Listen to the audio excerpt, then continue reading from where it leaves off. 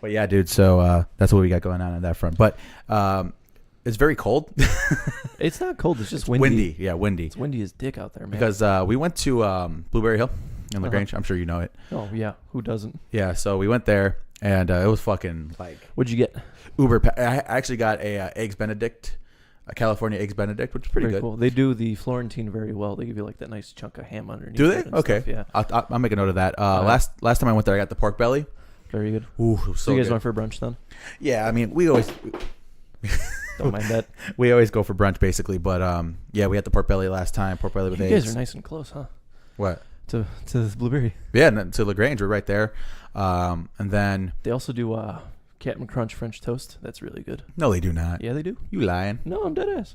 I haven't seen that. Really? Maybe Yeah. go a bit earlier. Huh? Because, well, I don't know if you're going for lunch or brunch because the menus get swapped out, I'm assuming. They do. So go at like 9-ish next time, maybe 10. Hmm. I'm sure they'll have it on the menu. Interesting. Yeah, I don't know about that, but so yeah, we went there. Like I said, it was super packed, a lot of people. Always is. Yeah, well, this was like the worst I've ever seen it. Oh, yeah? Yeah, Out the door type of shit? yeah, it was bad. Went there, ate, and then my mom's got to be moving soon. So she took out this place in Brookfield. It was nice. It was cute. Brookfield's a good area. Yeah. And you got Burger Antics right around the corner. Yeah. So it's actually about 7 minutes from here. So as far as my mom watching the baby, it's like super convenient because it was pretty convenient before. My mom was living in LaGrange, so it was pretty convenient. But now it's like uber convenient. Now you could just walk the baby there. Yeah, we're not gonna do that. But yeah, if we really wanted to, yeah, we could, I guess. But like I said, not really in the cards on that front. But yeah, so there's that, and then like I said, me and Adriana were like, well, let's go to Mariano's. We had some time to burn before you came over, and we literally got here at the perfect time. But so yeah, we went, and like I said, we picked up some fufu ass cheese. I think a Foutine cheese we picked up. What else? A Jarlsberg. Picked up some Jarlsberg. And I picked up some sourdough bread. Sourdough is the shit. Oh yeah, it's fantastic. So Adriana wanted me to make chili tonight, but I said, well, let's just fucking make some nice ass grilled cheese and call it an evening. And she's like, all right, cool. So we did that. They have freedom of press there. Very cool. Yeah. Did you pick up a Coke ass case? Yeah, I got a couple, got a 6-pack of that, and then Adriana picked up wine. It's dangerous over there, man. It really is. They got a whole bunch of stuff. It's dangerous business walking through their front door. Yeah, that's one. That's Anyway, one, yeah.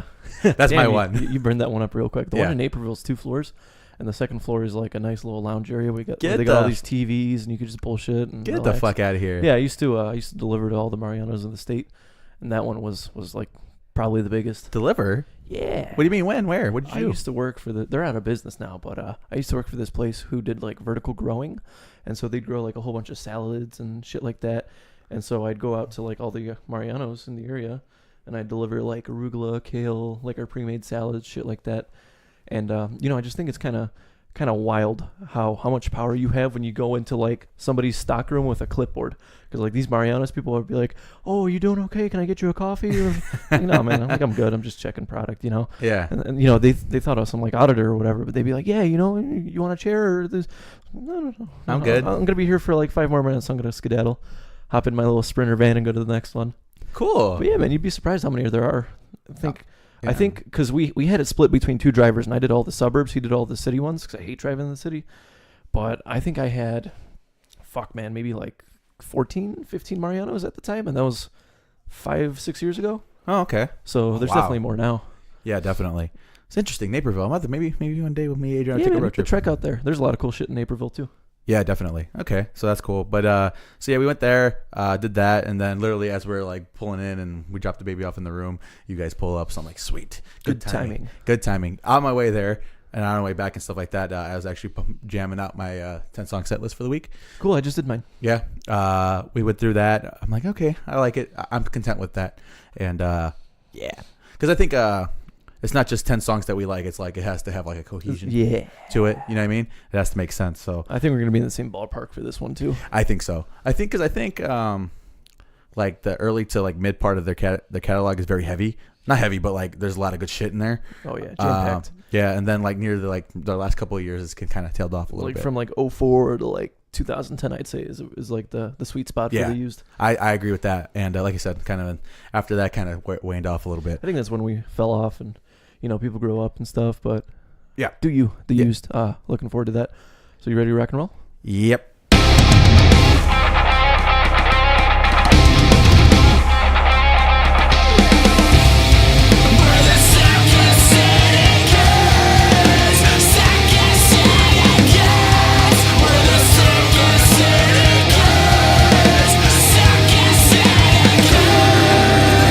What is going on, guys? Welcome to the Second City Kids Podcast, episode number 107. 107. Yeah. That's a big number right there, man. Yeah, very big number.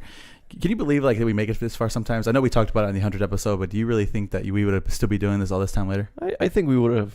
I would have expected at least like 50, 60, but 100 was kind of like out of sight at that time. And we'll talk about what's happened, not like a retrospective, but kind of music-wise later on in the show. But yeah, man, 107's a big chunk. Yeah. We covered a lot of things, a lot of news and shit like that. If you think about it, Gabe, and I know I mentioned this previously, there's at least 100 hours of content of me and you talking on the internet somewhere. Yeah, probably when you add up all that loose change, I'd say probably like 120, give or take. Yeah. Because I think we've only had like a handful of short ones under an hour. Yeah. Like probably like 5. Yeah. I think handfuls probably have the most. And all the other ones go like an hour 15, give or take. I think the most we had was an hour 45 one time. Yeah, man, we go on rants. Yeah. We have our days. Yeah, those are the rant days. But so yeah, like I said, we are back for 107 on a cold, windy day on the south side of Chicago, Illinois. Sun's out, not too bad. Yeah, hoping it warms up. Yeah, I know that. I don't know if you wanted to bring this up later in the show, but I want to give a quick thank you to all our listeners over the last 4 years or whatever the hell we've done this podcast. We have finally, and I know a lot of people are probably scoffing at this, but we finally cracked 100,000, not 100,000. 10,000. 10,000, I'm sorry. 10,000 total listens or downloads of the podcast. And like I said, not the greatest number in the world, but hey, man, it's a milestone and we hit it. It took us a little bit, but I'm proud of it. You got to keep on chugging. That's all it is. I'm proud of it no matter what. So for anybody who's listened over the last couple of years, we appreciate you and keep it coming. And we'll continue to crank out some quality stuff. How about that? Yeah, good promise, good promise. So let's dive right into this agenda, man. Yeah, go ahead. I put a little bit of notes on here. You have any idea what this could mean? I have no freaking clue. So all right, that's what I wanted. So we had this week at work, we had our like year in review or whatever you want to call it, where we kind of look at the last fiscal year and do our little meeting and stuff. And so the mentality going forward is that 2019 is the year of this, right? This new year, and I thought it'd be a really good like a hardcore band name. And they're like, yeah, it's the year of execution.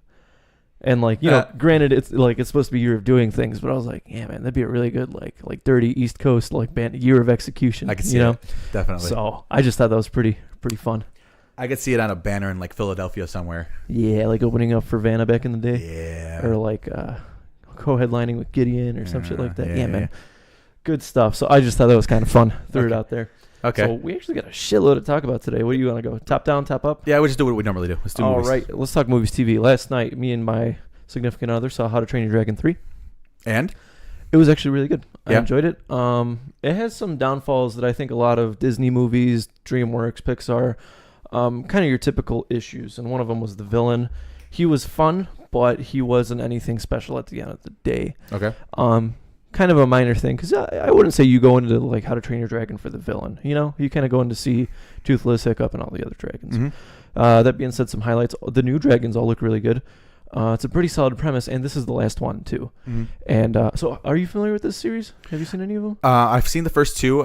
We were actually going to try to see the new one before the podcast, but we got busy. We were trying to see it last night or whatever, but it didn't really work out. But we still have the intentions to see it. Yeah. Very cool. I would say it's definitely worth the watch. And I always feel like you ever get that sense of like, I don't know, longing or sadness or whatever the fuck it may be after you finish something, whether it be a show, a saga, or movie trilogy, whatever it is, like the conclusion of something. You ever get that feeling? Yeah, definitely. Yeah, and this, and okay, so this movie, this is the last of the movies. Okay. And you kind of want to know that going into it, but it's the end. And then for the credit reel, there's no post credit or anything like that. But for the credit reel, they show like snippets and like scenes and paintings from all three movies. Okay. And it's just kind of like everything up to that point. And I don't know, man, I was feeling like, I was feeling it. Okay. Solid film. You know who did a great job with that? And because they also kind of did kind of the same deal, is the Rocky 5. Now, people have mixed feelings about Rocky 5 as far as the movie itself, but it had a fantastic like end closing scene because it had like screenshots from all the movies prior, including the one at the end. And the last like scene that you see is Rocky or his statue over the Philadelphia skyline. That was like that's kind of in the same kind of vein, I imagine. I don't know if you've ever seen the end of Rocky, but same ballpark, you know. Yeah, man. I think it's a movie worth checking out, and it does not disappoint. And that being said, my girlfriend we went to Build-A-Bear. She got herself a toothless Build-A-Bear thing. Okay. She's really pleased with it. So. Well, that's good. Yeah, man. I would say definitely worth the watch. And is this the first movie I saw this year? It might be. You might have to tell me that one. I don't know. Oh, I think it is. I think it is for this year. Yeah. Well, we got a lot coming up, so. Very cool. Very cool. I'm glad you enjoyed it because, like I said, it is something that I plan on getting to at some point in the coming weeks. But, moving along. So I guess Disney has made an announcement that they are planning on doing a TV show based on the Knights of Ren for, Kylo Ren and all his folks, whatever that means. Now, I feel like based on what we've seen in the movies, that it's kind of diminished interest in the Knights of Ren, assuming that's what he murked.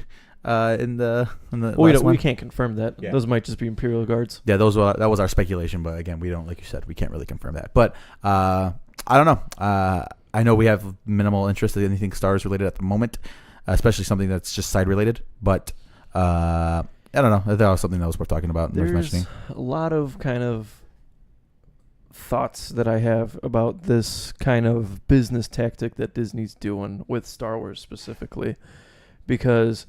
We kind of covered how Star Wars has been in a fucking decline over the past couple of years. And this is the first year in a very long time, I think, since all the years I was on the face of this earth, that I'm not excited for a Star Wars property. Yeah. And so it's kind of unfortunate that it's come to this point where Star Wars has to prove itself again to me, Okay. And I don't know if I'm going to watch it. I'm probably going to let it sit for a bit. But that being said, I don't think the premise is inherently bad. No. Because I think there's a lot of good mystery around the Knights of Ren. It's just, all about the execution and shit like that. Yeah, I definitely agree with that. It really depends on, like you said, what they do and what they talk about. If it's something that we haven't seen before, I think that automatically piques my interest a little bit more. You know what I mean? But if it's kind of rehashing kind of the same kind of storylines that we've already been exposed to, it has got to cover some new ground, I think, if it's going to interest me, supremely. You know what I mean? Yeah, man. No, I feel you. It's just we're kind of in murky waters with Star Wars right now, and I don't even know if I'm gonna go to the midnight release this year, and that was like a big thing. Really? You're not sure? I'm not sure. Huh? I'm gonna wait it out a bit. Yeah, you gotta sit on the sideline for a little bit. Yeah. Now, this Star Wars that just came out was actually the first one I haven't seen in the opening day, but that was like a logistics thing, But yeah, I feel you. I don't know. We'll see, I guess. Yeah, we'll see when the time gets closer, when we get a title and probably some trailers. But, I mean, it is, what's his face from the 7? Abrams. Yeah, J.J. Abrams. There we go. Jar Jar Abrams. Jar Jar Abrams. The one to rule them all. Yeah, that and I guess the 9 just wrapped up principal photography. So that's good, I guess. So we're probably going to get some shit in, like, the magazines soon enough. Yeah, give or take. Probably be on Weekly or Entertainment Weekly or whatever the fuck. Ooh, you know what I mean? But it is what it is. Yeah, vague interest at best. So I guess we'll see how that works out. Yeah, rough waters. This next one I'm going to slide down to the end of the list because I want to talk about it for a little bit. Okay. Yeah. So Scream and Hellraiser. The first Scream was a very good movie. It was kind of I don't want to call it parody, but it was a very like self-realizing of everything that's in the horror industry at the moment, and it was like a fresh breath. It was a breath of fresh air from Wes Craven. Yep. And I think it's kind of funny because Craven is also responsible for one of those franchises being Nightmare on Elm Street, countless spin-offs and shit like that, right? Absolutely. And so when this movie came out and when I saw it, I was like, there's some love about being self-realizing. Mm-hmm. And however, the other movie you put on here, Hellraiser, has not come to that point whatsoever yet. Yeah. So what news do you have for me? Well, apparently, I know you're gonna. I already know. I could feel it in my soul what you're going to say about Don't tell me there's a Versus movie. No. Damn it. That's what I wanted. No, I think it's I'm more referring to you reacting to this on the negative spectrum. Now, one of these needs a reboot. The other one doesn't. Scream does. Scream needs a reboot to you? So Hellraiser doesn't need a reboot. Are you kidding me? There's 10 Hellraiser movies. We went the opposite route on this one. Scream does not need the reboot. Hellraiser needs the reboot. No. You are out your mind, boy. They cranked out a Hellraiser movie 2 years ago. What does that mean? Jesus, bro. I honestly, if we're going to be honest here, like 100% honest, both need to rest for at least a decade. There needs to be some time. Because, like I said, I think we're opposite views on this because we're absolved into the opposite Yeah. IP. I think Because you're definitely a Scream guy. Absolutely. And I'm definitely a Hellraiser guy. Yeah, you're probably right about that. I love Clive Barker and his work, but Mhm. dude, there's only so much you could do with Cenobites for 10 fucking movies straight. You know what I'm saying? No. I don't think Hellraiser needs a reboot. I think the OG Hellraiser, the first movie, I think it stands pretty well. It's very much like Alien in a lot of sense, where it's this whole mystery build-up thing and the blah, blah, blah, and then the crunch Yeah. at the end. It's just that it's kind of been ruined and, through all the rest of the movies. My opinion on Hellraiser is that if you want to get into the series, watch 1, 3, and 5, and then 7 if you're feeling saucy. I don't particularly glamorize 7, but 1 gets you the story, gets you all the background. I think 3 was pretty solid. That's the one where 2 is the one where they go inside the cube. Fuck that one. And then 5 is like a more modern twist where it's like this corrupt cop and he finds the cube. What did Hellraiser start? What was the first one? 80 something. Find out for me real quick. Something. But yeah, man, why do you think it needs a reboot? Just out of curiosity. I just think that because it's gotten, I'm not very familiar with the Hellraiser. I think it's like a bag of Tostinos that's been sitting out for like. Yeah, 3 weeks. I think it might be time to wipe the slate clean on kind of the lore of it. 1987. 87. Okay, that makes sense. Like I think it might be time just to kind of wipe the slate clean on the whole thing. Maybe try something new, go a different direction. There needs to be more time in between, though. I wouldn't be opposed to a reboot, remake, or whatever, but there needs to be more time. Like I said, we just cranked out another Hellraiser. Was it any good? All of 6 people saw it. I don't know. So you didn't see it? No, I didn't fucking see it. Okay. That's my thing, though, because there's a point where these movies, there's just this line where, like, how much better can it get than number X in the trilogy or in the saga, whatever you want to call it. Interesting. Now, I'm a firm believer that Scream, by the very nature of the film, if it were to get a reboot, it's like you became the very thing you just swore to destroy. You know what I mean? Well, didn't it already do that through the spin-offs and sequels? Well, it did. Well, 4 kind of... I don't know if have you seen 4? I have not touched 4, no. Scream 4 was actually pretty fucking good.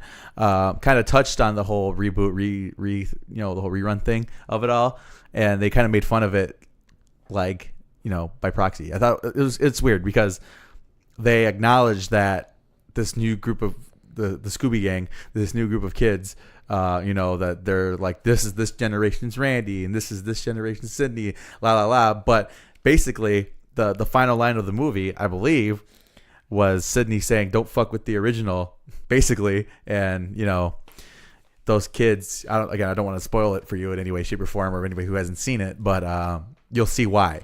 So it kind of made fun of the fact that everything was getting redone, remastered, redone, blah blah blah. So, a question to you, because I kind of have I have a pretty strong viewpoint on these kind of movies as a whole. Okay. Do you think that we're going to stop getting remakes, redos, and all that shit once that generation kind of dies out? The generation of filmmaker or the generation of people going to see it? The generation that grew up with the OGs, like the first Friday the 13th, the Nightmare on Elm Street, the Screams. You think it's going to die out? Or you think we're just going to keep getting them cranked out? I think... Because I can only imagine that it's the same group of people wanting to cash cow it. Well, I think now, because it's so hard to... I mean, a lot of these films are timeless, right? So, like... The OGs, the first ones. Yeah, like that original... that original spook. Yeah, the original grade of the golden age of slasher films, the Halloweens and Texas Chainsaw Massacres and all that stuff. You know what I mean? That's gotten a reboot and some sequels, and oh man. So it's Friday the 13th. They had a... Oh yeah, no doubt there, buddy. Yeah, that probably has the most out of them. Well, there's that and Halloween. They're probably neck and neck. Well, Halloween never got a... And well, I guess never mind. Yes, it did. I guess I just erased the Rob Zombie ones out of my head. I guess. I think it's harder to count Halloween because they're not numbered very nicely. You got 4 movies called Halloween in the fucking. Yeah, and they're gonna have a 3 called Halloween 2 as well when the second one comes out. Oh God, think about it, because. All right, can we not think about it? No, I want to think about it. So think about it. So we have Halloween, right?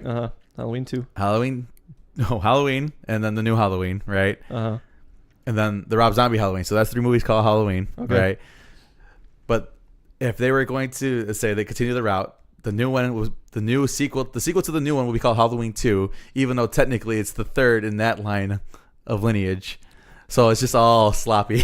they got to come up with a clever little subtitle for it. Yeah, I think that's probably the safe way to do it. But like, it got to be better than fucking Resurrection or something fucking cliche is like that.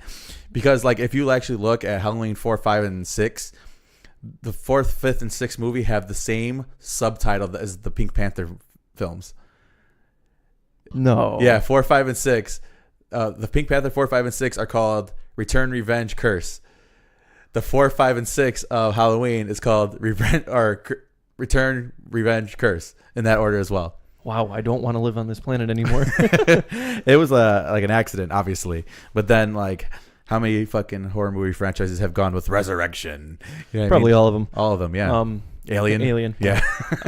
Here's my thought. I think if you do it right, like McBride and the new Halloween, it was great. Yeah. There's no denying that. I want to rub it in your face. You give them all the credit in the world for it. No. I understand that there was a whole team behind it, but if you do a reboot or a sequel reboot, I guess in this, or like a weird hybrid, right? If you do something, if you want to bring back a dead franchise, there's a right way to resurrect it and there's a very wrong way to resurrect it. And so far, Halloween is the only one that's proven itself To do it right. What's up? To do it right. To do it right. Mm-hmm. And that's really rough considering everything between that's happened. the original Halloween 2 and shit, man, probably the end of like fucking the Rob Zombie ones, honestly. Yeah. There's a handful you can cherry pick, but it's very like subjective at that point. You know what's funny though? Because out of all of them, I think Halloween is the only franchise that had a chance to do both. Because it was rebooted wrong first, and then they had to come back around to do it right. Oh man, Rob Zombie. Man, but like Nightmare on Elm Street, let it rest, man. Yeah. Friday the 13th, it's been sleeping, and that's good. Yeah. Alien, I wouldn't know if I'd call it a slasher, but that needs some time to breathe too, because we're getting saturated and all this crap, man. Well, I'm trying to remember when the last Scream came out. Let me look that up real quick, because it's been some time. I mean, I don't know. Like 2013ish, 2014. Maybe a little later than that. Let's find out. The last Scream, because like I said, I enjoyed it. I liked it. I know it didn't do super well in the box office, which is why they haven't made another one. But it was okay. 2011, coming up on 10 years. Let's just kind of tuck them in. Think about it. We're almost 20 years away from 2000. Yeah, nasty, right? Let's kind of tuck these monsters into bed, and let's give some room for.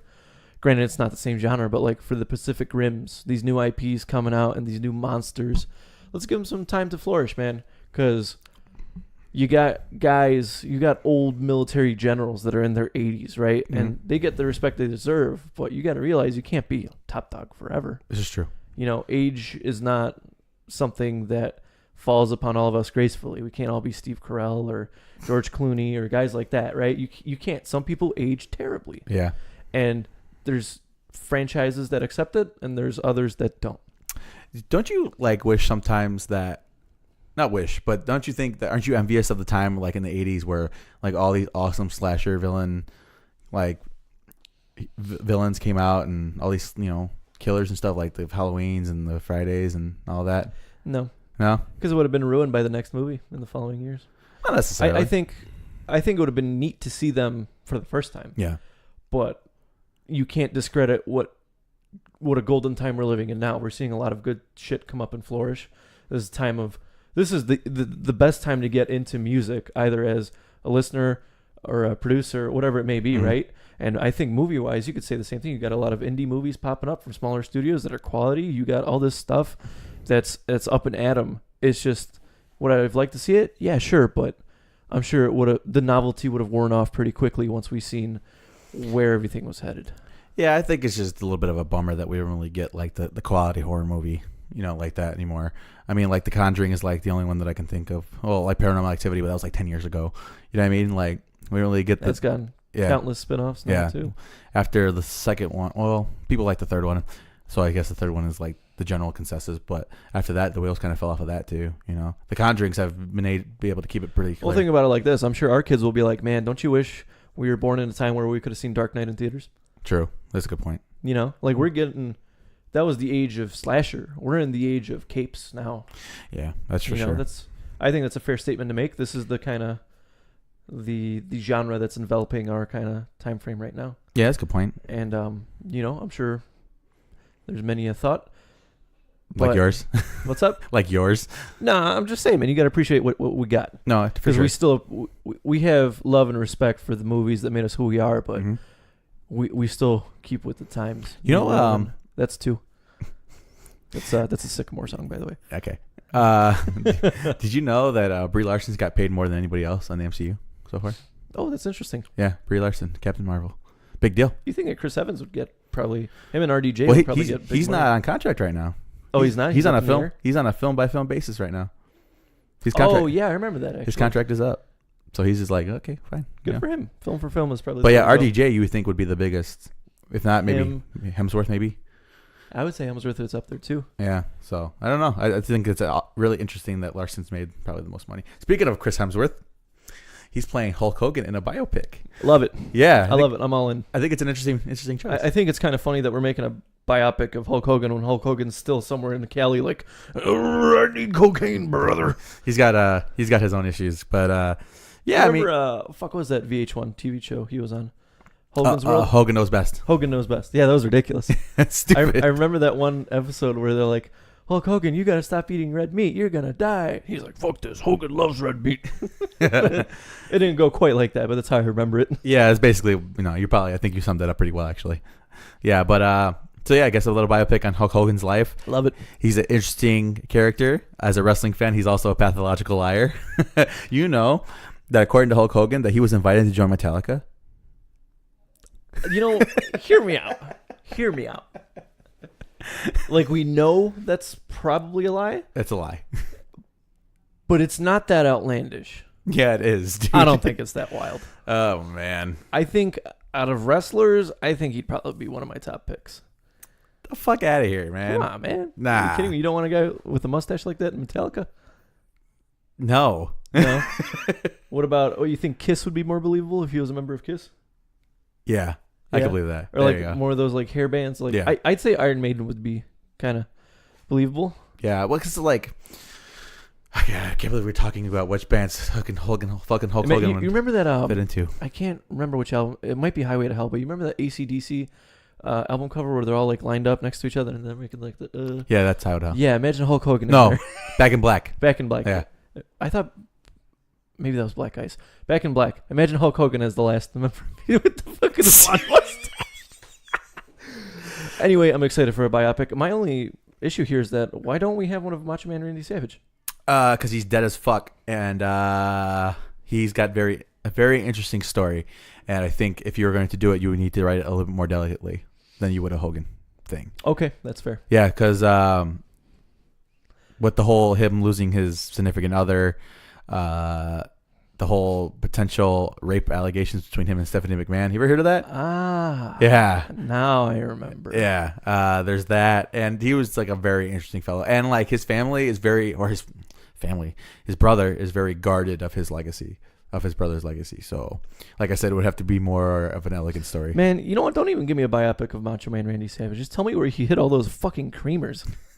You remember that? Cream to the top. Yeah, definitely. Yeah. No, you're right. That's all I need to know. Yeah. So there's that. Yeah, it should be interesting. I feel like biopics are kind of starting to spread up because we're getting the Mr. Rogers one. We've gotten like 2 docuseries on Bundy, and now we're getting the Zac Efron one, which I'm excited for. You seen the side by side with Zac Efron and OG Ted Bundy? Yeah. It is creepy. Yeah, it is creepy. I'm excited, man. It's definitely creepy.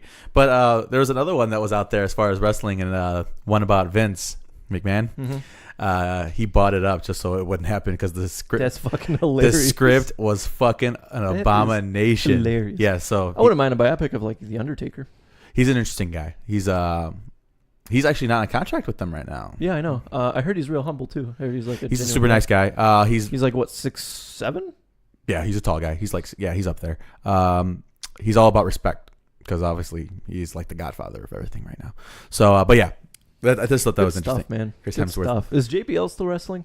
No, he is not. He actually hated that guy. I think that was the point, though. Yeah, yeah, he was definitely the point. I think we just I forgot like last year or whatever the hell it was. It was like 10 years since we lost Eddie Guerrero. That bummed me out. Oh, yeah, that was. I think it was 2007. I want to say. Yeah, something like that. 2007 or 8. Because I was in grade school. Yeah, you were probably just entering high school, I think. Or no? No, you were towards the end of middle school, I think. Oh, right. You might have been 8th grade. Maybe. You might have been 7th, 8th grade because I was pretty young. I remember that. I was kids crying in my fucking classroom. It was depressing. Yeah, it was real depressing. That one hit me hard. But yeah, so you know, it'd be interesting actually. Then this is where I'm going to leave it at. But I would like, and obviously this wouldn't be WWE, WWF, whatever the fuck they're calling themselves now. I would like to see an expose on a lot of these wrestlers. How you remember that? I haven't seen it personally, but there's this expose on the football scene and how the like the fucking workout there causes people to like lose brain cells and concussions and all that stuff. I'd love to see something like that on wrestling. Well, they had a thing in like the late 90s. It was called Beyond the Mat. And essentially what it was a guy making basically a documentary about what happens in the wrestling world, but from different perspectives. So they had like Mick Foley when he was like in his prime years. And then they had like Jake the Snake Roberts as he was like in his lowest point, where he was like, a drug addict doing like small barn shows in like Nebraska, and like these nobody wrestlers who were like hopefuls and stuff like that. So it was a little bit of an expose. I'm actually surprised because like there was some good WWF affiliation at the time. I'm surprised Vince kind of let that happen. Interesting. They had a guy on it. His name was his wrestling name was Draws, and they were like as he was getting signed and stuff. But by the time the movie was being like shot, he had already gone quadriplegic because he got dropped on his head. Holy shit. Yeah. So there was it was an interesting thing. I don't know if you could catch it on the internet. That's right. But yeah, I'd love to see something about like the Guerreros, the Chris Jerichos of our time.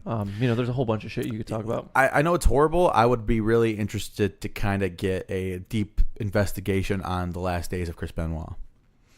Kind of like what happened in that. Exactly happened in that house. You ever read the like the wiki page on it? Yeah, it's horrible. Yep. Hardcore shit. Anyway, moving away from kind of the depressing and to the kind of enlightening. I'm glad you put this on here because this is something I've been wanting to start. Yeah. So we're going to commit to doing a movie a week, and then we'll do a retrospective review. I think that's fair. Yeah. This is more about the franchise as a whole, though. Okay. What do you want to talk about? I know we come from different angles on this because you take the side movies into like canon, and I'm like No. There's no denying that the first two American Pies are the best. Yeah. And whichever one you like better, that's on you. It's fair game. I think that you don't give the American Pie Presents a fair shot because there is some good movies in there, and I don't think they come even close to beating out what American Pie 1 or 2 did. I think they're still quality though. Okay, interesting. And so I'm not sitting here trying to preach to you like, yeah, Naked Mile is the best one. No, it's not. But it is a good one shot of, well, it's actually a two shot because that connects with Beta House. But it is a good spinoff. I think it's actually a properly good spinoff. It retains the spirit of the original one. Interesting. With Stifler's cousin, Dwight. Interesting. So, I the last 2 weekends in a row, I have invested myself to watching all of them, or not all of them, but the main ones. 1, 2, 3, and Reunion. Reunion's not on Netflix right now, so I haven't got a chance to watch Reunion. You know what it is? Yeah. Naked Mile and Beta House. Well, this is what I'm getting at. All right, so I watched the first one, and how well do you remember the first one? I think the first American Pie.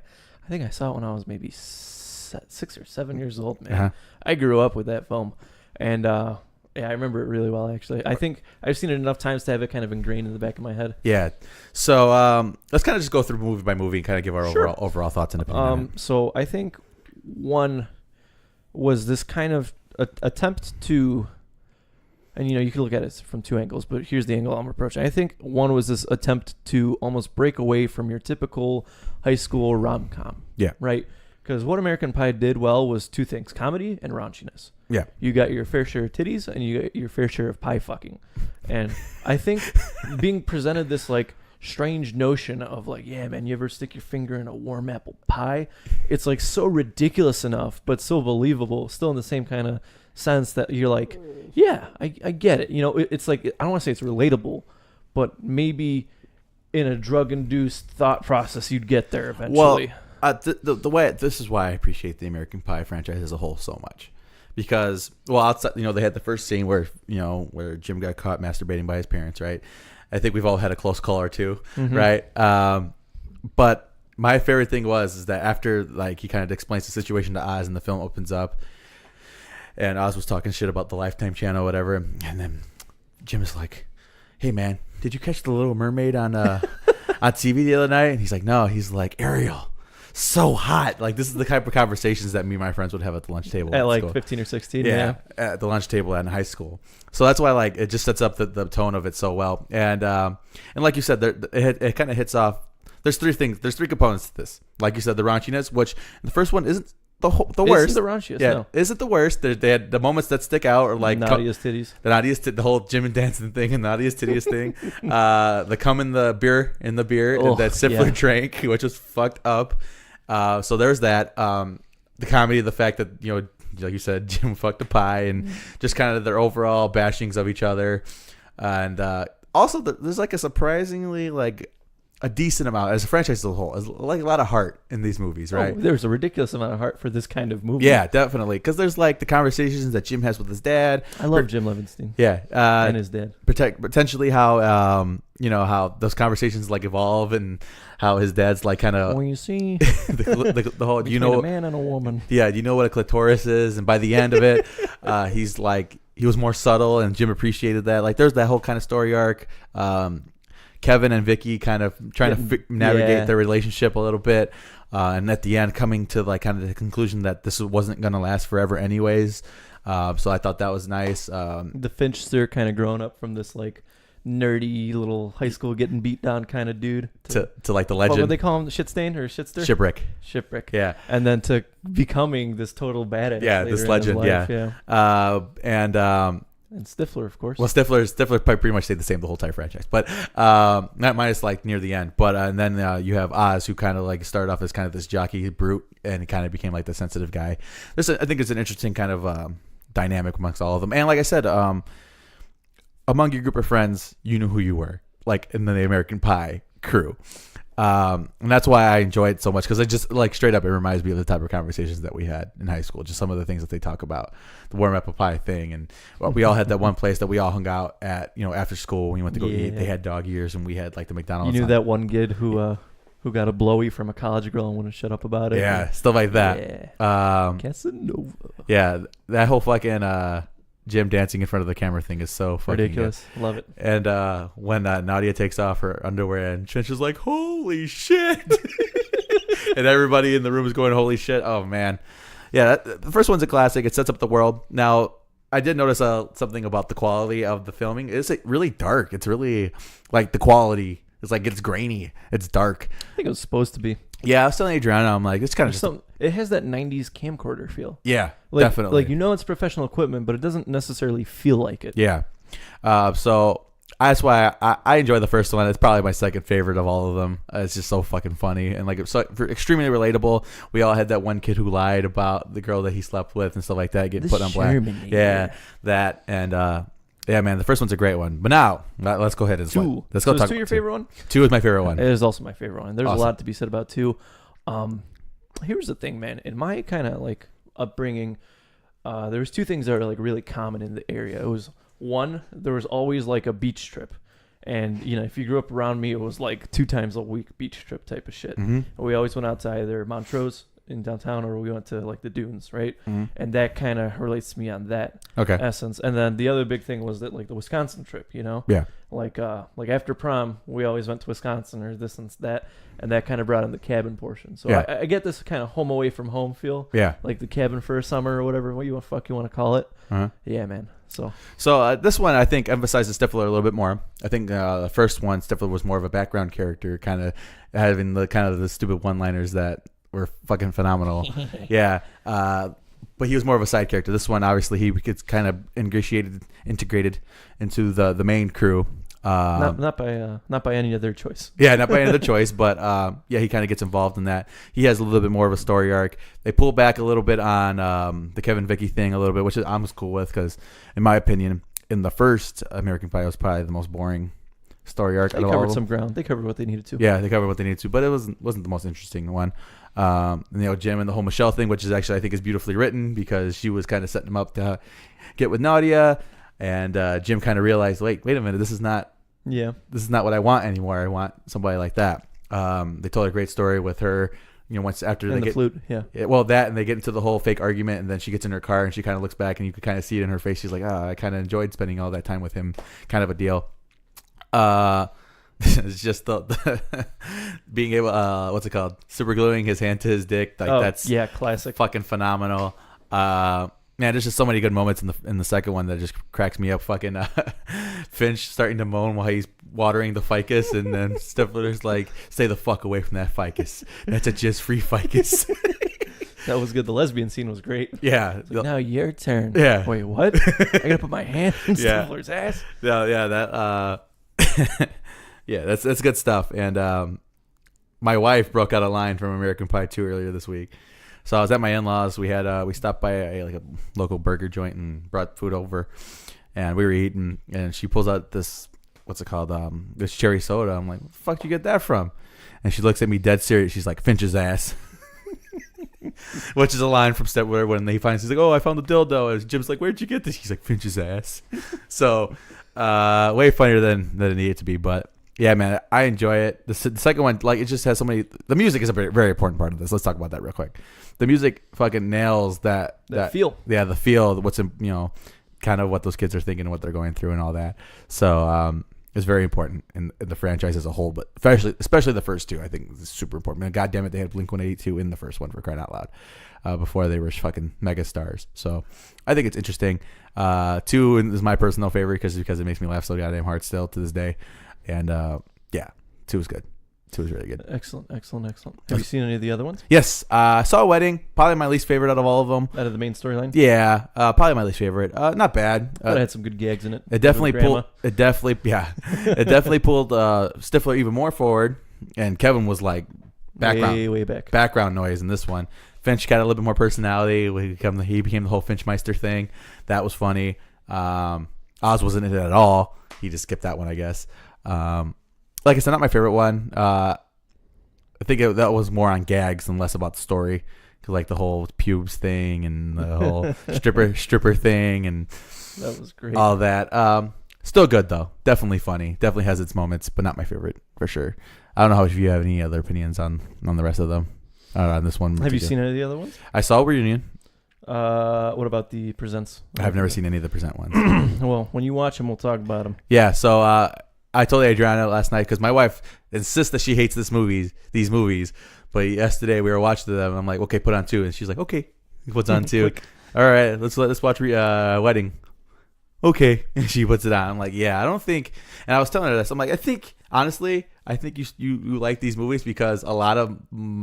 I don't want to say a lot of my humor comes from it, but like that style of just kind of blunt, like ruthless aggression to your friends and just being like cold blooded to your friends and saying some like ignorant ass shit just because it's funny, comes from that. Yeah, absolutely. Comes from that kind of vibe. So check out Naked Mile and then Beta House. I think those 2 movies kind of retain the feel, the meaning of American Pie. They're most closely related. You feel?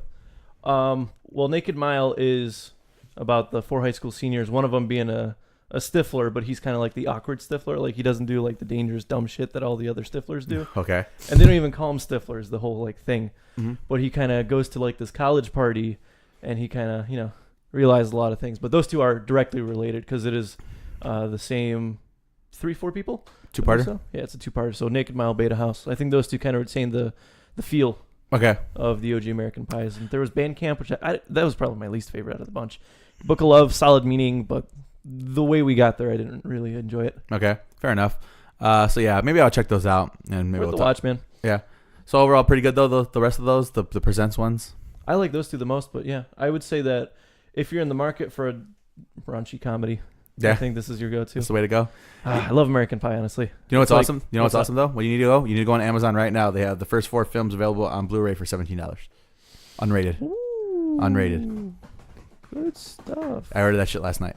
Had to. Nice. Because I know Netflix is going to take it off eventually, and I'm going to be mad because I'm not going to be able to watch it every weekend. Yeah. Oh, well, what you going to do, though? Yes, sir. So... Hulk Hogan reference. Those 3. Yes, sir. Let's jump down to gaming. Yeah. It's all you, buddy. All right, so... this is all you. So PS Plus and Siege, so I guess if you sign up... I think it has another week lasting on this. If you sign up for a year of PlayStation Plus for like the next couple of weeks, you actually get Siege for free. Cool. So I thought that's good. I thought that was some interesting. More players into the... Yep, a little more players into the base. I'm trying to get fucking Phil to hop on. Well, they just had their free weekend 2 weeks ago. Yeah.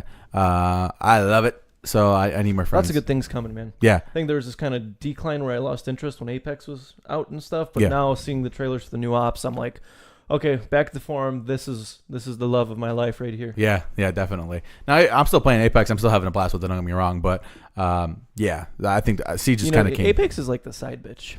Yeah, I'd see that. No, they don't not necessarily say it won't become more of a serious relationship, but right now she's the background, and we have the main love interest. So Jake's really out here fucking two bitches at the same time. Yeah. Synchronized swimmers. But yeah, so yeah, I thought that was kind of cool to mention. Cool. Let's go ahead and talk about these ops real quick. Have you got to play any of them yet? They're not on the test servers. They were only available at the Montreal convention. Oh, okay. So that's what's up. But I will give you kind of a review. But yeah, so we got Mozzie and Gridlock. And so one's defender, one's attacker, kind of in the same vein as all the other seasons. Minus Parabellum and who else had? Oh, and Chimera. There we go. Yep. So I think there's one op that we're like, yeah, and the other one's kind of meh. So let's talk about Gridlock first. Gridlock is this big Aussie defender. Man, she is massive. They're calling her Big Rhonda. Big Rhonda. Yeah. Talk about you can manhandle me any day of the week. Yeah, and she will. so here's the name of the game. She's a trap attacker. Yeah, I'll let that sink in. She'll drop these little, what do you want to call them? Like spike mats down. Yeah. And they'll like self-multiply, and you get 3 of them, and then they could cover a massive amount of area. Mm-hmm. And here's why this is the game changer. First of all, and we kind of spoke briefly on this because the release was 6 days ago on the Sunday, right? Yep. It was the day right after our podcast. Yep. But so here's how it goes. You drop them down, and literally the worst case scenario, absolute worst case scenario is you hear the gunshot just trying to destroy them. Yeah. And they do 10 damage per step, and they won't down you, they'll kill you. Mm-hmm. That's ridiculously powerful. Mm-hmm. That is ridiculous. Yeah. That is anti-roamer. That's anti-defusal. Anti-flank. Anti-flank. Think about it. They have so much fucking viability, man. Mm-hmm. Like, you don't have to constantly, like, spin around your character to check your flank. Yeah. It's brutal. It's going to be brutal. Yeah, she's definitely the stronger of the two. Definitely. And like you said, anti-flank, anti-defusal. You get that bomb down, you throw it down there. Man, you could die, honestly. And by the time they reach the bomb, they won't even have enough time to defuse. Yeah, it's definitely a problem. It's going to be a lot easier to hold that bomb down on attack. Now, the boss, I think she's going to be kind of one of those defenders or attackers that people are like, she's got to go. You know what I mean? Like, she's got to go now. Before she's going to be like the Clash? Yeah. Well, now we have a very hard counter to Clash aside from Nomad. Because Nomad can knock her back. Yeah. But Gridlock will fuck her up. Yeah. Ruin her day. Yeah, definitely. Especially with the whole pushing thing. And she could throw them. Like, she doesn't have to plant them into the ground enough like that. She could throw those mats and literally keep a Clash out. Here's my prediction for Gridlock. When she drops officially on all platforms, there's going to be this massive, and this is kind of for all new operators, but there's going to be a massive jump in her play rate. Mm-hmm. And I think it's going to stay high. Yeah. And I don't think Gridlock's going to go away. And so I think once people realize that Gridlock should be your third pick right after your Thermite Thatcher. Mm-hmm. Or Hibana. Yeah. Yeah. Your Hard Breacher, your Counter Op, and then Gridlock. Yeah. Especially if you're playing Bomb. They're going to nerf her, and they're going to give her one less gadget. They're going to give her less time, or you can knife them, whatever it may be. This operator in the early weeks, months, whatever you want to call it, is going to be ridiculous. It's going to fuck up your Siege game real good. It's going to be bad, definitely. But it's going to be the good kind of bad. No, the absolutely. Good kind of bad we need.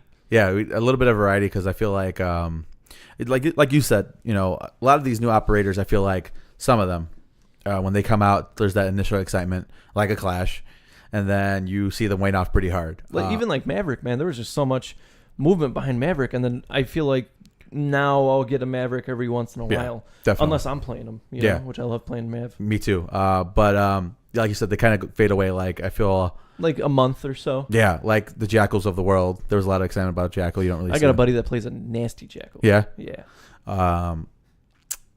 You see a lot of these kind of newer operators kind of like an alibi. It's once you get to play the operator enough and the novelty wears off, you realize that I'm really good with X and Y operator. Maybe I don't necessarily need this. Yeah, but I feel like every single every release has one that's like that lasts longer than the other.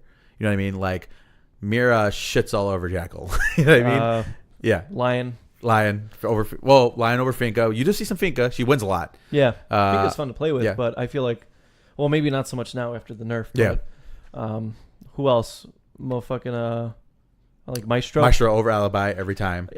Alibi is fun, but Maestro is definitely going to take Maestro's the cut. king. Maestro's fucking king in that one. Clash over Mav, unfortunately. Clash over Maverick. There's always the one that I think that people That sticks out more. Yeah, tends to lead towards. Now, I think right now what we're not seeing is a whole lot of Cade and Nomad. I haven't seen a whole lot of Cade and Nomad out there. I don't know why. Maybe it's just the PS4 crowd.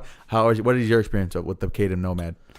I think it's this mentality that everybody has to be on board for and I'm speaking strictly Cade because I'm rather indifferent about Nomad. Don't get me wrong, she's handy, and she was that Clash hard counter for a bit there. Yeah. But now that you got Gridlock, Nomad's going to be one of those novelty operators. Her weapons are phenomenal, though. Yeah, the ARX and the AK are great. But it's really what can you do with that kit? And if you're not seasoned, the right way, you're not rubbed down with that steak seasoning, you're not going to be able to do much with her. Yeah. She's not, I don't want to say she's not friendly for new people, but you're not going to be able to take full advantage unless you're on point with your cluster charges and you're dead on aim with your... She takes a lot. I think right now she's going to be suffering from the whole Gridlock because Gridlock does everything she does but better. The only thing Nomad maybe has is some range. With the ability. Yeah. But that, that doesn't have the ability to kill unless you fly him into a claymore. Yeah. And even that's a bitch to do. Yeah. So she's going to be on the back burner, kind of like Capital was for a little bit there. Yeah, he's coming for back, different though. reasons. Yeah, they give him some increased range. But now, yeah, Gridlock's going to fuck the game up. Gridlock's changing it. Yep. Other new operator, Mozzie. I think this is a creative idea. Absolutely. And I think this is going to be one of those things where initially people are going to be like, Yeah. We're going to see it really shine in Pro League. Yeah. I feel like that's where it's going to take shape and kind of really form the nice strats we've come to know. I feel like when it comes to what's it called? Casual, people don't value the information aspect of the game. No. They really don't. But when it comes to the competitive, that's half the battle is the information. So I don't even drone on casual unless it's down to 2 or 3 of us, in all honesty. Yeah. So I think it's kind of like you said, maybe not on the level that we play at, but Pro League. Here's what I'm most excited to see. I'm most excited to see somebody take over a Twitch drone and then start popping claymores. Does it do Twitch drones as well? Yes. Oh. And then it'll ride around and pop somebody's claymore, and then you go around and flank because they didn't realize the claymore's gone. And it's awesome because you could put it in a place where a Twitch drone won't be able to catch it until it's too late. Yeah. So on the surface, it seems like a pretty solid idea. Yeah. But like I said, there's only so much you could do because it's very subtle at the end of the day because a lot of the casual players are going to be like, well, I can see their drones, I guess. It's like a Doki on defense, right? But a lot of these pro players, a lot of these diamond plats and, the pro players, like I said. Yeah. But they're going to be the ones that are like, this is valuable. Yeah. We need a Mozzie. Yeah. Mozzie should be pick number 5, but nonetheless, there should be a Mozzie. Yeah, I agree with that. I think it's definitely a good choice because like right now, you see a lot of Mira. You're always going to see a lot of Mira because unless Mira's banned, you should expect to see her every round. Yeah, because she changed the meta like entirely.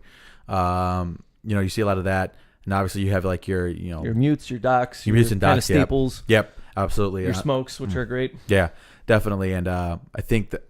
Like you said, I think it's really going to be the tell of a person's skill level on how well they can use a Mozzie. Well, because think about it, even if you get a Twitch drone, right, you could finagle your way behind a Monty and zap him a couple times. And then if the Monty's not, hard as iron and he starts panicking, turns around, clock him. Yeah. I think there's a lot of I think Mozzie has a little bit more viability and variety in the way he could use the gadget. Yeah, definitely. But yeah, man. With that, I mean, I didn't get a chance to really put it on the agenda, but they also put out this fantastic little CGI trailer for Thatcher and Doki. Thatcher Doki, yeah, that is excellent. I love it. Everything about it is great. Yeah, you get a little bit more of the personality. Me and Gabe talked about it a little bit. I told Gabe I thought it was kind of funny how 4 years into this game's life cycle they decided to do stuff like that. And of course the bios are there, but who really reads all of them? Well, I got a buddy that loves them. No, I'm sure he does, but but there's few and far between. That's definitely 4. Yeah, 4 for the day. Yeah. That was a Vanna one by the way. Yeah, I know. But don't tell me. I love it. I love everything. It's what, Hammer and the Scalpel? Hammer and the Scalpel, yeah. And it really shows, man, I love it because Thatcher's such a badass, man. I feel like he's easily one of my favorite operators. Mm-hmm. And then you see Doki, this kind of gentle, delicate, kind of tech savvy. Yep. Yeah, if you would have waited 2 seconds, we don't fucking have 2 seconds. Yeah. I love it. We need more of this. We really do. I definitely. Yeah, I agree. Because me and my buddy, we play. You know me. I play Thermite. Thermite's my favorite operator, hands down. I have the fucking gear at home. Anyway, right? Not the charges, but the helmet and the glasses. Okay. But I feel like we need a Thermite Thatcher video of them just palling around and shooting. You know what I want? You know what I really want? What? I really want not them palling around, but them absolutely fucking hating each other, but needing each other to do the job correctly. But that's the beauty of it, though. Yeah. Like, because Thermite Thatcher is like a fat kid in cake. It goes to us so perfectly. Yeah. We need that video to drop. I think that'd be interesting. What else could we do? Fuck. It really depends on the dynamic here. Yeah. But Capkin and Finka, because they got some beef too. Yeah. I think there's a lot of interesting The knife to the face thing. You could do like maybe a Valkyrie and a Doki thing, have them kind of interact and be like, "Stop messing with my shit," kind of a deal. And she's like, "Well, get better security, you asshole," or something like that.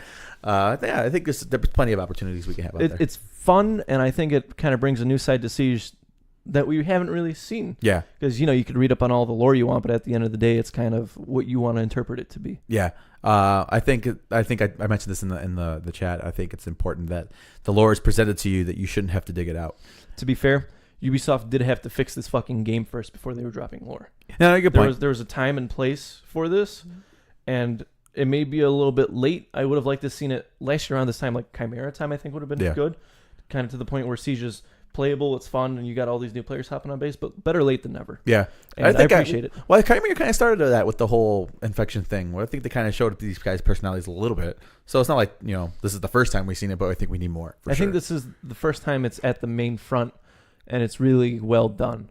Because there's issues with Breakout, and there's some people love it, hate it. Mm-hmm. I got a friend that'll die by Breakout, but Outbreak. Yeah, there we go.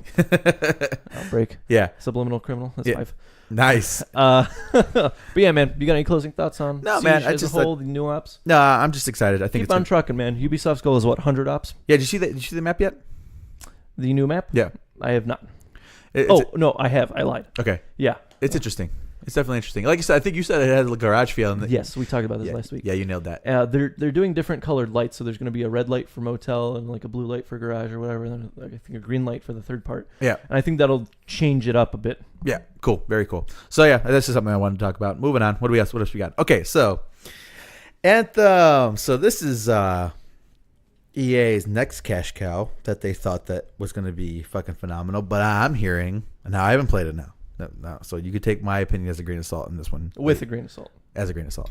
All right. I just think it's funny that this is another IP by a great company like BioWare that EA's got their hands on, and they thought that they needed this. EA needed a winner here, and it's kind of getting a lukewarm kind of reaction to it. Now, it's funny because this is a dual meaning double kind of a thing. This game took 6 years to make. All right. Holy shit. Yeah, 6 years. And from what I'm understanding, that the story is very bare, and not a whole lot there. Also, that the loot it's a looter shooter, right? Yeah. So what's important in a looter shooter, Gabe? Shooting and looting. Yeah. So why is the loot so bland and minuscule? Angry Joe's review, he said that my person did not change their physical appearance at all from when he started the game to when he finished it. Oof. Yeah. You know what game does that, right? Borderlands. Yeah. The looter shooter. Yeah. Even the guns were fun, bro. Yeah. I mean, even Destiny did a better job at that, and Destiny was I guess the real question isn't whether you should buy it or not. I think the question is, how fast can EA ruin 6 years of progress and development? 6 months? Yeah. 6 months? Yeah. If that. Well, now, I don't know. It might last a little bit longer. It wasn't a total shit show like Fallout 76. I feel like it's already kind of in the back. I feel like it's background noise already. You want to know why? Why? Apex. Yeah. Why would you spend $60 on Anthem when you get a free experience with arguably more content with Apex? Yeah. And come on, what's everybody streaming now anyway? Yeah. Apex. Definitely. Siege. Now, a little something in between. Not to say that the game doesn't look phenomenal, because it absolutely does. It's fucking beautiful. It's very lush and beautiful looking. But, and of course, 6 years of development should do that. Doesn't mean it always does, but it should. But I just feel like this was a game that I felt like immediately when I saw it, I felt like I immediately got flashbacks of Destiny when I saw it.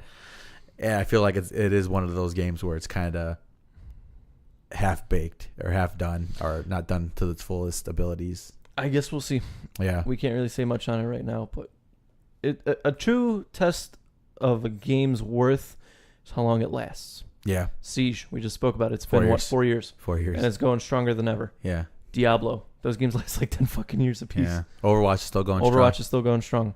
You got a lot of games. There's still people playing fucking Dark Souls. Yeah. All of them. Mm-hmm. There's a lot to be said about games that stick it to the expected time frame. Excuse me. Yeah, absolutely. And that's the only way we're gonna know. Yeah. And I'm not buying it. I'm not buying it. Stay away from I it. guess it's just gonna be observations from here on out. Yeah. So that's my little tip. I think my next game is Division 2 in 3 weeks. And we'll get a review going on that. God. Hey, man, it's free. Another one that's a looter shooter that kind of... That hopefully does it better. You didn't play the first one. I did. You're in for a shock. All right, moving on. So that's games. We're done with games then. Very cool. Let's talk some music news and reviews. What do we I say this every week. Why am I slipping on it? What did we talk about for the last hour? Oh, shit. Yeah, we kind of went on some spiral rants. Yeah. All right. All right. So I guess we'll start with the 10-song set list, right? Very cool. I got my 10. You got your 10. I I think do. it's going to be pretty straightforward. All right. So you want to go first? Or I want to go first. I'll go first. We're going to open up with The Bird and the Worm. Fucking great track, and I feel like that'd be a good pump song. Going into Pretty Handsome Awkward. Blood on My Hands, number 3. Liar Liar, number 4. Take It Away, it's number 5. I Caught Fire is 6. What you looking at? Keep going. Try is 7. All That I've Got is 8. Blue and Yellow is 9. And Taste of Ink is the closer. Huh. Kind of interesting mashup, but... We got a little bit more variety than we thought, I think. Oh, really? Yeah. All right. So I open with Take It Away because to me it's the ultimate opener for them. But yeah, so I open up with Take It Away. I Come Alive. Love it. Taste of Ink is 3. Put Me Out. Box of Sharp Objects. Did you have that? I did not know. Wow, how did you miss that? Pretty Handsome Awkward. The Bird and the Worm right in the middle. Or near the middle. Buried Myself Alive. All That I've Got. And Now That You're Dead. Close out my set. I had a little more vulnerable than you. Copy that. Did you have any vulnerable on here? I don't think I did, man. I stuck to a lot of like artwork and the album prior. Oh, wow. I think that kind of shows that what we kind of lean towards with regards to the used. Interesting. So yeah, maybe not as uniform as we thought. I think if we had a little more room, we would have probably had what the other didn't. Yeah, you're probably right about that. No, I'm you're sure probably if we did 15, it'd be like a 1 or 2 song difference. Yeah, that's true. But what I feel like if we were to jump it to 15, eventually it's just us rambling. You know what I mean? Like if this is yeah, clear. we're just trying to gather the nuts in the ground. Yeah, Well, clear. it's already like late November, and the fat squirrel's like, oh shit. Yeah, where it's clear and concise. If we keep it at 10, I think that's why I like it. Good copy. All right, let's talk some good news. So when we started this podcast 4 years ago, one of the first stories we covered, like episode 3 or 4, something like that, we covered the Ghost Inside's terrible accident. Yeah. In late November. Yeah. So now we get the return of the Ghost Inside July 13th. They're playing a show in Los Angeles, California. And I like almost can't believe it. I really can't. It's kind of weird to me. Did you would you have been okay, I think this is a stupid question, but I think it's very obvious. Would you have been shocked if they just never played again? I don't think anybody would have blamed him, honest to God. Not at all. Because, man, you go through shit like that. Man, I'll stub my toe and the next day I won't want to go to work. Are you kidding me? I wouldn't blame these guys. It's terrible. But I keep up with Vigil on Twitch. Yeah. I think he's a very interesting guy. And so he does streams on Fridays. And when the show was announced, it was a Friday. And I was like, all right, I'm hopping on. I got some questions for the man. Here's what he said. And I think it's very admirable what they're trying to do here. He said, it's a one night only, quote unquote, because they're not trying to sell tickets. They don't want to sell it out. It's a very big venue. They made it so that if you want to come, you can come. Okay. And he said it's called one night only because they're going to go up there, they're going to do their set list, and they don't know what's going to happen the next morning. That's fair. Vigil has a fused ankle. The drummer's missing a leg. Mm-hmm. There's a lot of fucked up shit that happened to these guys. Like one of the guitar players lost like half their foot, or yeah, there's a lot of shit that happened here. There's a lot of surgeries that went through. Yeah. And the bass player, now he used to be the tour manager for Vanna. He used to be. Did he go through? Because I never like when I come hear about the stuff that happened to him, was he okay relative to everybody else? I'm not entirely sure. I'm gonna have to look that up. Jim. James Paul Riley? Yeah. Yeah, James Paul Riley. He hopped on the. He's doing okay, man. He's looking better than ever. Because I think when they did the AP whatever awards and they had them walk out, and it's the first time we've seen them all together since the incident. He was the one that looked fine, like he didn't have crutches or. I'm not too sure what he went through on that bus. Yeah, I don't want to undermine it. It's just something I wasn't sure if he like suffered some severe injury relative, like I said, to everybody else. But yeah, man, that's a beautiful thing, man. So that's what Vigil said. He said it's one night only because we don't know if we're physically able to. Yeah. He said there's no way we're doing 30-day tours anymore. Yeah. But he left it at this. He said he said two things that I thought were really admirable. He said that I don't want the Ghost Inside to end after the accident. I want to end it on my own turf. Fair enough. Even if it is only this one show. Yeah. We give it everything we got, and then we call it on our terms. Yeah. And the other thing he said is that if we're not able to tour, and we're not able to do this, at the very least, what you guys get is an album, because they are going back to the studio and they are going to write a new album. Okay. That's fair. And I think that's beautiful, man. Yeah. I think that something like this would really like ruin you and fuck you up. Well, and I think they had do it anymore. They had the opportunity to go through all the spectrum of emotions when it comes to this. I think. Man, did you see that? I don't know if you follow Vigil on Twitter, but he tweeted this once and it really kind of hit home. He's like, I'm happy for a lot of these bands like Stray from the Path and Stick to Your Guns and a lot of these up and coming bands that we grew up with make it. But at the same time, I'm really upset and I'm really jealous about all this. And I was like, wow, that's honest. That's human is the only way you could put it. Yeah. And I don't really know what to say about that. I get it. I totally get it. I mean, we can't blame him for feeling those things. You know what I mean? For somebody who was in a band that was extremely popular, was only getting better. They were just hitting their stride. Yeah, only getting better. And to kind of have something like that, the rug pulled out from underneath them with this horrible incident. And, having to go through, like I said, all the spectrum of emotions that comes along with that. They've had time to digest everything that's happened to them. And I think, like you said, what's striking to me is he's like, my terms, not, I don't want the last time the Ghost Inside. It's not ending with the bus crash. It's ending with this comeback show. Yeah. And at the very least, they're going to have probably one of the biggest shows of the year, I think, easily. I think it's going to be the most emotional show of the year. So, yeah, I'm planning to go. You're going to try to go? I'm going to try and go. That's the plan for right now. When is it? July 13th, Los Angeles, California. That's going to be crazy. You got to get some good footage on that or something. Yeah, that's going to be good. I'm already yeah, emotionally heightened and shit. Yeah, it's gonna be wild, man. It's going to be a good show. Yeah. And if it happens, I will be very proud to say that I was there. Yeah, definitely. Man, that show is going to be fucking bananas. It's going to be waterworks. Yep, that's just going to be crazy. Excellent, man. Well, I'm glad that they're back. Even if, like you said, even if it's for the one show, yeah, man. They deserve more than that. Fuck fate. We're doing this on our terms, essentially. Absolutely. And that's really admirable, really respectable. And it's really weird to think that, one, there's been this much time between the two big events in the Ghost Inside, and two, that we've kind of done this podcast for as long. I mentioned in the beginning, I was like, it's wild to think 107 episodes. We've literally watched them go through this, and it's funny because they got a phoenix on the tour poster and kind of rise back from the ashes. Yeah, it's awesome. And I'm excited. Awesome, absolutely. And the whole metalcore community should be excited. Absolutely. All right, man. So I'm glad that they're back, and we'll see them. Hopefully, you'll see them soon. Cool beans. Let's talk some Keith Buckley. He's swinging hard. Did you hear the single by any chance? I have. It's really good. I like it. Yeah, I enjoy it. So, do you guys remember the Damn Things? I do. Think we all kind of forgot about them. No, I remember them. There in the background. It's a super group essentially with a guy from Anthrax, some dude from Fall Out Boy, Keith Buckley, and some other members, some new members now too sprinkled in. Yep. Kind of cool. And they dropped a new single called Cells. It's really good. It's proper rock and roll. Yeah, it's more of a straight up rock song, which is awesome. I think Keith Buckley and Scotty Ian from Anthrax had their fill of metal vibes. I think they're as rock and roll as you could get right now. Yeah, definitely. I enjoyed it, man. It's a good song. Now, when the Damn Things originally came out, they weren't my favorite group, but I enjoyed them. They were all right. Yeah, I prefer the guys' individual projects more than this particular one, but I think it's good. I think it's probably the best song they've had. Yeah. Oh yeah, definitely. And even my wife, she's like, I'd listen to this. I'm like, yeah. So, so I was pretty stoked about that. Because my wife has mixed feelings about Every Time I Die, but For whatever strange reason. Are you kidding me? yeah, she's weird.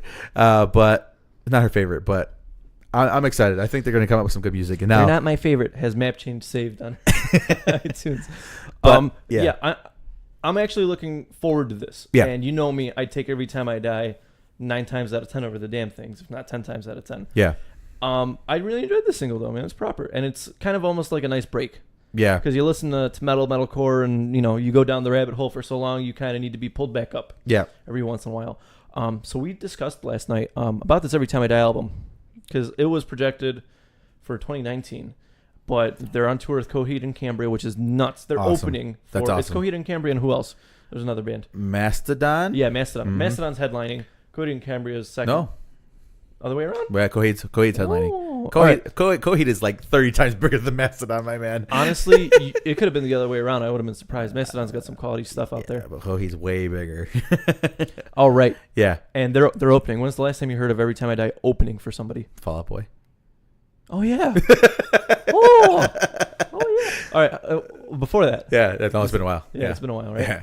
I understand the Fall Out Boy thing. That's just Yeah, that's a vibe thing. that's like You can't have Fall Out Boy play right after Every Time I Die. Everybody would lose their fucking minds. Well, I was looking at it from the opposite perspective. I would say Fall Out Boy is much bigger because like radio music, and there's a lot of factors that go into this. Mm-hmm. I don't want to just attribute it to that, but fuck, where are we going with this? Oh, so do you think, in your semi-professional, semi-casually professional opinion, that we're gonna get an Every Time I Die album in 2019? Wait, can you recap what you just? Do you said to think me? they're dropping an album this year? As Every Time I Die? No. No. I think after that tour with Mastodon, I think the whole damn thing is going to be around for about a year. You think they're gonna drop an album, maybe? Yeah, this Or single an EP at least? Yeah, this single isn't coming out of nowhere. It's the foundation of something. I think they're gonna go maybe on a tour for about a year and a half, and then Keith is gonna be like, you know what? Let me get together with my buddies from Buffalo, and we'll do some crazy shit. See, no, I kind of have the opposite opinion here, because these guys are really good at multitasking, and there's a lot like Jordan. He draws. That's his thing. He cranks out a lot of artwork, and granted, that's something you could take with you. Yeah. Andy wrestles. And, Yeah. yeah. And so that one's a little bit rougher, but he does make time for both Every Time I Die and the Butchers of Buffalo, his little wrestling team, and Keith, this writer, 2 bands, whole bunch of shit, daughter, everything. He's got the whole shebang, right? Mm-hmm. I think that if not late this year, early 2020. It's funny that you say that they multitask, yet we have yet to see them balance simultaneously 2 music acts. Now, those other things... What do you mean by that? Well, I mean, like, it's not like those 2 things go on at the same time. Every Time I Die isn't doing anything right now, so it's easy to do the damn things thing. Sure. Now they're gonna go on the tour with Mastodon. But question also, right? What if they were in this? Well, Keith with the damn things. What if they were in the studio before to the season? I don't know. Maybe was there a dead time in between? Also, you have to keep There was a couple weeks. I wouldn't doubt it. You definitely have to keep in mind that there's other guys in this band. Yeah, Anthrax, yeah, sure. Little band. You probably have heard of them. They play some gritty garage. Yeah, they shows, play but some good basement shows at some point, I'm sure.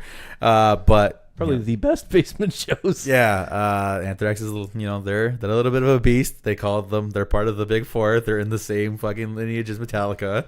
Kind of a big thing. Fall Out Boy, kind of a big thing. We'll see, I guess. Arguably, Every Time I Die would be the least prioritized amongst those guys in the group. Now, granted, Keith is the vocalist, but like I said, Yeah, I guess we'll see though. yeah, Because they did say that after this Christmas show, they're going in the studio, and shit, I don't know. They might be in there now. They might not. maybe. Who said that? Who said they're going in the studio? Keith. So the vocalist for the damn thing says I'm going into the studio after Christmas. Well, it was on the Every Time I Die Twitter. Okay. So Fair I enough. don't know. I mean, I'm just trying to be fair to Yeah. kind of both sides. Like, they might be in there now, they might not. Because think about it. You write your album in a couple weeks, and then what is it? Mixing, mastering, producing, marketing. Yeah. And these guys can crank out music. They've been doing it for 20 years. True. And I don't know. That's just kind of my opinion. I think if not late this year, then early next year. Well, the only reason why I'm saying is the whole balancing thing is because it's been 8 years since the last time we heard this group. Probably misses those guys. Yeah. So yeah, I guess I think it's fair, man. Yeah. We're gonna get it regardless. And I told Maddie this is a band worth waiting for, like the Mulan song. You know, like a gal worth fighting for, but like a band worth waiting for. They can take their time. Does it make sense? Yeah, I mean, I guess. Yeah. I wouldn't be upset if it came out 2020. Is what I'm saying. I'm not trying. I'm not out here trying to push him or anything. That scene from Space Jam when Michael Jordan arms reaching out. Yeah. That's how hard you reached right there. For that. Okay, whatever. Let's move on. All right, moving along. This is you. Okay, so this is actually on my anticipated list for 2019. And Deadships, a local Chicago band, dropped an album Friday night. It's called DOA, Dead on Arrival. What is your thoughts on Deadships? I like them. I think they're good. I do too. We saw them open up for Beartooth at the Bottom Lounge. Mm-hmm. And I actually haven't seen them since, now that I think about it. It's been 3 years. Wow, really? Fuck. Yeah, man, it's been 3 years since that show. And that show is in March, so it'll be 3 years in a couple weeks. We reviewed that show. Yeah, we did. All right, so let's talk about this album. I listened to it. Did you get a chance to listen to it? I have not, no. All right, good. Because I kind of want to talk. I want to take the forefront of this review. Okay. Have you ever had, either recently or maybe as a child, have you ever had steamed veggies? Yeah. Yeah? Here's kind of my thought about this album. It's like steamed veggies. It's healthy and it's good for you at the end of the day. And that's how I feel about this, because they kind of take a... Yeah, go ahead. Is it healthy, good for me, and I'm going to hate it? No, I don't think you're going to hate it. Because that's steamed veggies to me. I actually think you might like this album a bit better than the last one. Okay. Here's what they do. They, I don't want to say they ditched the whole metalcore vibe, because they don't. They really don't. They do... A lot of these songs in the opening and closing tracks are what you would expect out of a band like this. Okay. There's a lot of songs in between that's like hard rock infused with metalcore roots. They still do screaming. The guitar work is still very riffy, and that's the thing I love about Deadships. There's two things I expect from Deadships: nasty licks and Kyle's fucking great vocals. Mm-hmm. Those, kind of solidified their first album for me. A lot of these in between tracks are really actually kind of quite pretty, and they take your basic kind of rock fundamentals and they infuse this metalcore vibe into them. And I think it's a very interesting approach. Mm-hmm. And what does anybody say when you ask, how do I get my band, my podcast, my work bigger? How do I get it noticed? What do people typically say? Keep at it. Consistency. Next one. Stand out. Oh, yeah. Stand out from the crowd. Yeah. Like I said, they don't ditch the metalcore roots. In fact, they embrace them. But this kind of rocky twist is good. Yeah, wrong Rocky. Oh, okay. You want to count that as 6? Sure, absolutely. And here's the thing. A lot of these songs are what I'm going to call radio ready. It's not inherently a bad thing. I don't think it's not inherently a bad thing, because they are still quality at the end of the day. I think this album is if you like. If you go into Starbucks and you want something like a fruity lemonade. You ever have like a fruity lemonade? I'm having my hands up right now, and I'm trying to formulate some thoughts. You look like a crab. I'm like Zoidberging right now. There you go. That's why Jake's laughing. Yeah. But you remember that Motionless in White Ice Nine Kill talk we had? How one is like mango tea and the other one is mango infused tea. Yeah. I think this is very much in the same vein. I think if you... Sorry. Because I think that was actually a really good discussion we had. Yeah. And that was on the horror aspect. And I think if you look at kind of the genre aspect, and I really do hate genres at the end of the day, because if you like it, right? But we're humans. We got to classify things somehow. If you go into this wanting a dirty, grimy, nasty, filthy metalcore album, something like Polaris, maybe you won't be happy. If you go into this wanting dashes and flavors and production values of a metalcore album, I think you come out with it pretty satisfied. And overall, I enjoyed this album. I'm happy to say they're from Chicago. We can kind of brag a little bit, because there's been a lot of good stuff coming out of here lately. And kind of standout tracks: Hopeless Collection, Dead on Arrival, the title song. Check it out, man. I don't think you'll be disappointed. I think you'll in fact like it. I'll check it out. I will give it a very solid 7. 7. That's like the third 7 you've had this year. I know. Well, here's the thing. I don't think I review albums that I dislike, to be completely fair. I think I'll review an album and give it something terrible if it's like a bigger band. Interesting. Overall, I think everything that kind of falls into our laps up to this point, with the exception of maybe the Bring Me the Horizon album, has been pretty decent. Not bad. Yeah, not bad. Yeah, I don't got any complaints about anything else. Interesting. Check it out, Deadships, and that's all I got to say about it, man. It was quality. Thank you guys. Excellent. All right, cool. So what else we got? I put this on the agenda. I saw this tweet. You did? I saw this tweet. Yeah. Who tweeted it? Mike Shinoda tweeted, "Stop trying to guess who the replacement for Chester Bennington is." Yeah. And there is kind of a lot of frustration in this tweet. Yeah, he was pissed. And a lot of emotion. And you don't do that. First of all, you don't fucking do that. This isn't like a, oh my God, I love Linkin Park thing. I want them to do more. This is a respect thing. Yeah. When you lose a guy that you've been probably best buds with for 30 years now. Yeah. You don't ask who's going to replace him. Yeah. You don't do that. It's not even so much as the vocalist of Linkin Park. His friend. You don't ask who's going to replace your friend. Nobody can replace your friend. Yeah. Or let alone your best friend. Yeah. Definitely. So obviously this came out. I guess somebody kind of interviewed Mike and asked him like, well, what's going on at Linkin Park? And he's like, we're not looking. He's like, but if something comes across organically, something happens where we feel like maybe this person would be a good fit moving forward, then maybe we'll do that. But basically, the internet, they took this, they chopped up his statement. Cherry picked every last word out of it. Every word, and created this kind of wave where like, oh, who's going to be the replacement? And like you said, Mike had a very, I don't want to say strongly worded, but I think that's probably the best way to put. You could feel the frustration in his words. It's the best way you could have done it while being both stern, and respectful. Honestly, because that dude's got the patience of an angel, man. Yeah, he's basically like, I didn't say that. This is not what's happening. If something happens, sure. If not, whatever. Basically, and now I think is an interesting time to kind of address the future of Linkin Park, because with that statement coming out of Mike's mouth, in regards to being open to somebody potentially one day walking in if it fits organically, I think it's entered Mike's head, probably more. The seed has been planted. Yeah, more often recently than it probably had prior, because I think it's very easy to. After what happened to Chester, I think it's very easy to be like, that's like the very least of my priorities now, right? Throw in the back of your head.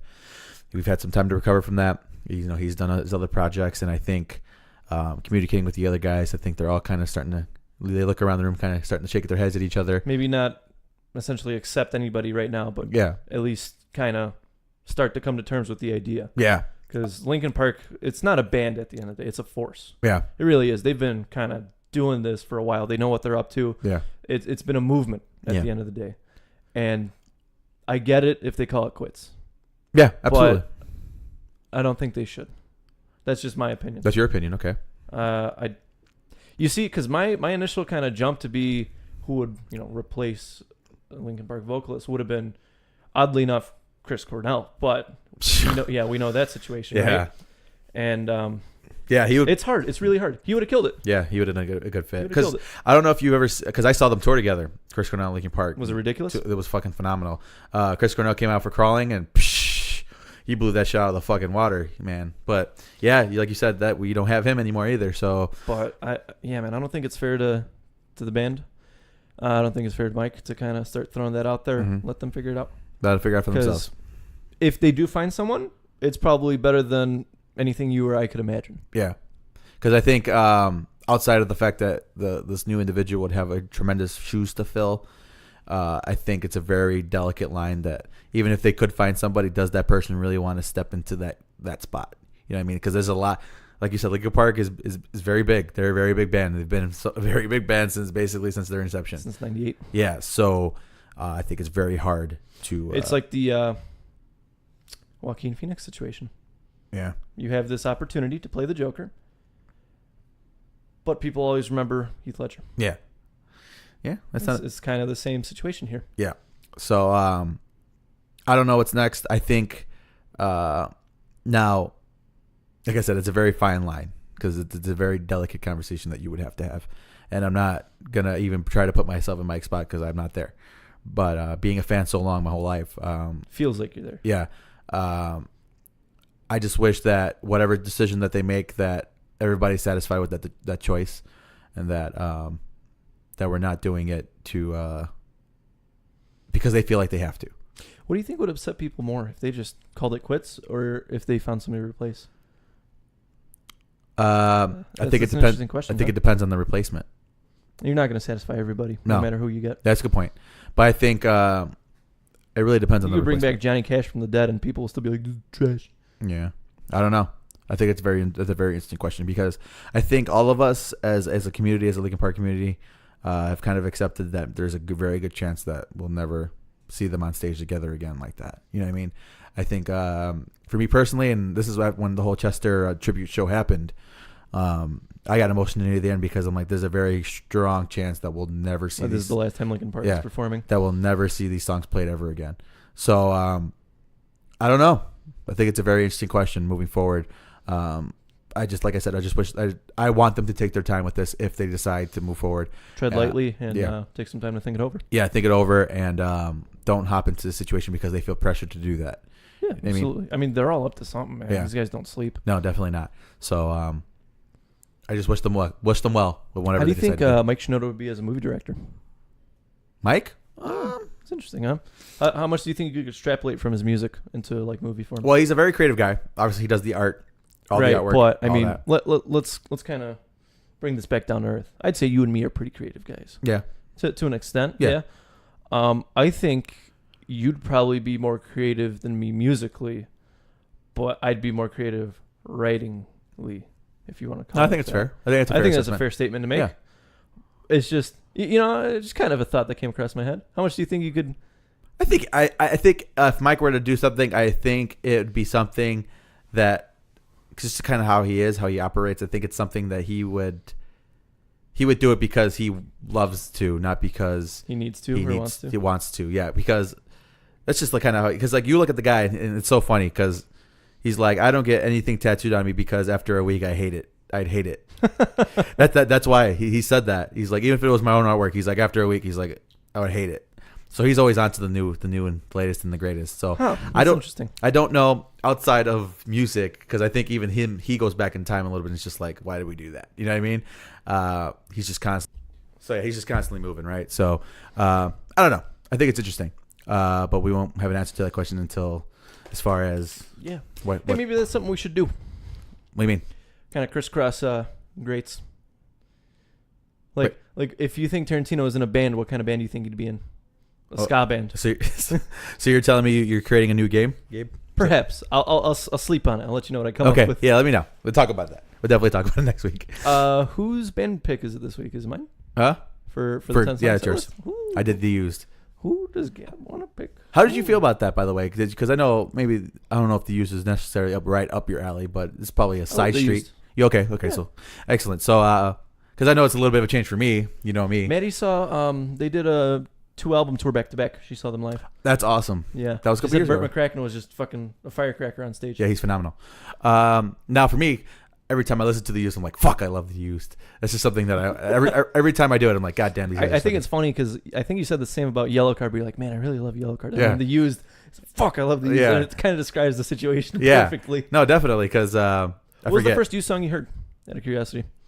Taste of Ink. Nice. Yeah, Taste of Ink. Mine was definitely Bird in the Worm. Okay, yeah, I saw Taste of Ink on. I think that came across at like MTV. Yeah, I saw Taste of Ink on MTV. So yeah, that's Taste of Ink. Cool stuff. It's the first one that I remember at least. I'm sure I heard something in passing, but going into Hot Topic or something. But yeah, so it's you. Who do you got? Who do I want to give up for the 10-song set list this week? I think there's. I feel like you ever feel like we're missing the band. Every time I do this, I'm like, fuck, I probably should have said this instead. And I don't remember. But that one that we stayed away from, I don't know if it's intentionally or what. Does it Bring Me? No, we've done that. We've done them. We've done them. I think this game might have been close to starting with Bring Me the Horizon, if I recall. We haven't done August Burns Red. Let's keep that on the back burner for a little bit. That's why I feel the same way. I'm going to switch it up. Let's do a 10-song set list for Cage the Elephant. Oh, then I'm going to have to discover a whole discography. I think you'll like what you discover. Okay. I would say start with the first album and go up. Okay. God damn it. I got a homework assignment. Because normally it's very easy for me to do this. Because I'm like, I have an idea. You already have the first 5 in your head. Now I don't know anything about Cage the Elephant. Maybe that's something we should do. Just kind of throw out a little different genre. In the same kind of ballpark. Fuck it. Let's do Lil Wayne. I got my 5. You don't know who you're fucking with right now, buddy. Yeah. So yeah. Okay, we could do that. Cage the Elephant. I think you're gonna have to remind me like multiple times this week. Oh, I will. That. Good. Yeah, man. Should be fun. A little bit different. That's the good thing about this podcast. Yeah. Is that we cover a lot of things. Like Crazy Cowardly Dog. All right, ladies and gentlemen. Well, hold on. We got certified bangers. Oh yeah. Oh fuck. Well, you have certified bangers. I do have certified bangers. So my daughter has taken a supreme liking to Bullet for my Valentine, so I'm down that rabbit hole again. Keep going. I'm moving. I'm not going to get into it because I think I might have talked about it already. You talked about Alexis on Fire last week, Familiar Drugs. Finally got to the song. I love it. Absolutely love it. So that's one. And where did it go? Hold on. I had something. Where'd it go? Oh, shit. He lost it. No, here it is. I'm sorry. So I texted you earlier this week about a band. Year of the Knife has their new album come out. It's called Smacks. Ultimate Aggression. It just fucking rips. So I haven't been able to like break down track by track yet, so I don't have like a full review. Maybe next week I'll have one, but oh yeah. Yeah. Oh shit. We're rocking and rolling right now. Yeah, so that's really my certified bangers of the week. Apparently you don't have any this week. I guess Brojob dropped a single this week. Check it out if you like Brojob. Sweet. All right, so yeah. We've gone on for an hour and a half, and I think you guys are sick of hearing us talk. Quite frankly, I'm sick of hearing us talk. That was the Second City Kids podcast. We'll be back at you next week at 108 with 108. All right, for those of you who don't know, due to my amazing audio engineer abilities, the end of the show got cut off, and my computer had the blue screen to death. But it looks like your boy was able to facially reconstruct most of the show. Yeah, I was able to copy and paste this shit back into place, and I think I've officially upgraded myself to all right audio engineer. All right. So yeah, that was the Second City Kids podcast. And before my thing freaks out again, we're gonna go ahead and say deuces.